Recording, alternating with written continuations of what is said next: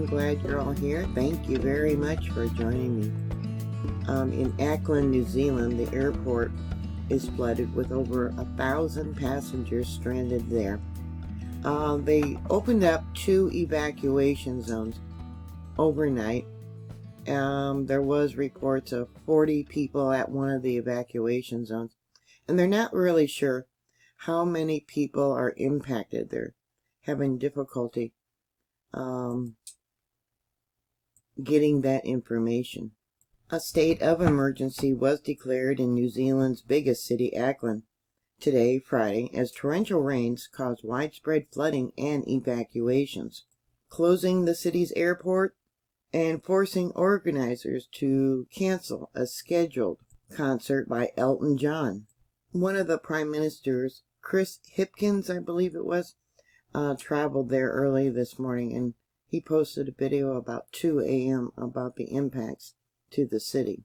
He said that the northern, northwestern, and western parts of the city were greatly impacted by the flooding, and it's going to get worse. This evidently is Kevin McAulty of Emergency Management addressing the press. Yeah, sorry for pronouncing the name wrong. Here's another image of the airport. The rain evidently has stopped for now, but it's going to come in again later.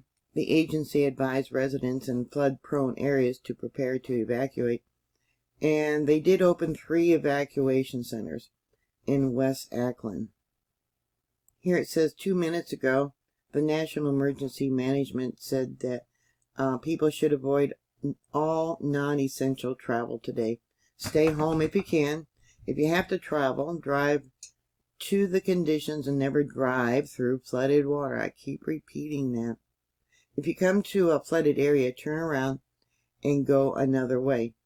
Put safety first. Don't take chances.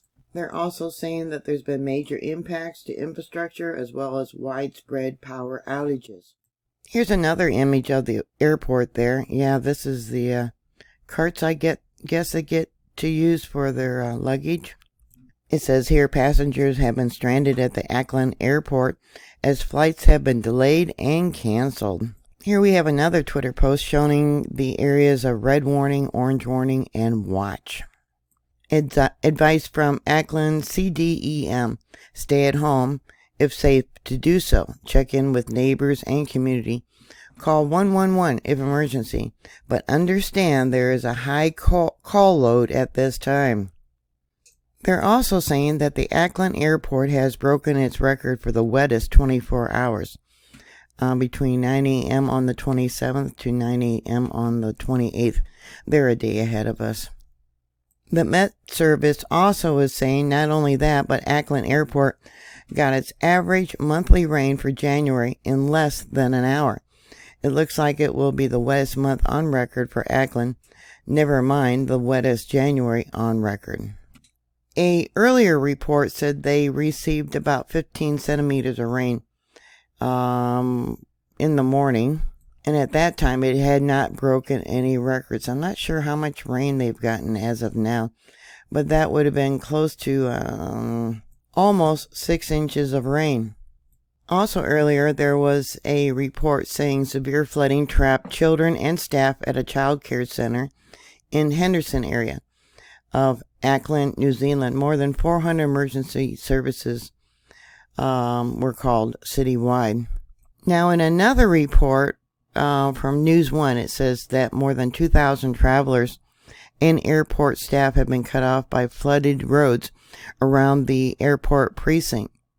Yeah, I think of all those rich people that had moved to New Zealand thinking that that area would be safe from wars and climate change and stuff like that.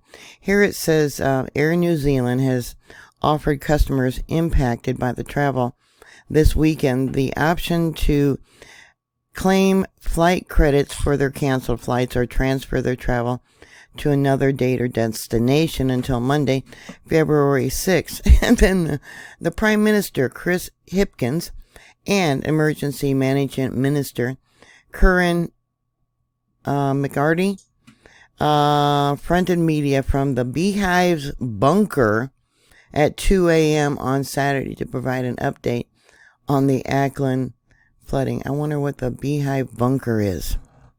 Here's another image of the flooded airport. People sitting across chairs trying to keep their feet up out of the water. Another Twitter post that says, I had to drive my car through the flooded streets and took 4 detours just to get home. Yeah, sending prayers to everyone there. There's another video on Twitter showing the flooding. Yeah, look at this poor woman here. And these poor people. I mean, it's up to their waist.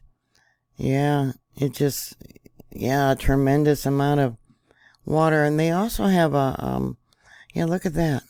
Fire trucks coming in to rescue people. Yeah, it's all the way up to the roof of the car. Terrible. Here's another Twitter post. I'll hit play. This is a view of a bus on a road that's up above. And the water comes splashing over this one wall. And yeah, look at the water coming in the bus right there. It's just tremendous. Look at that water. It's just horrible. Those poor people. Yeah, and you can see, yeah, lots of people videotaping the event. Sending prayers to guys. Yeah, they got them up, their feet up off the floor. Yeah, a lot of water. Another video showing the raging water past people's homes. They're actually inside there looking out the window. Some are sitting at their tables. Yeah. Unbelievable. Yeah, how are you going to get out of rushing water like that? You can't. You'd be washed away and drowned. So what are your thoughts? Put your comments down below. Thank you very much for watching. Thank you for subscribing. Always be prepared for a disaster. They still got power. Please stay safe, and I'll talk to you later. God bless you. Bye.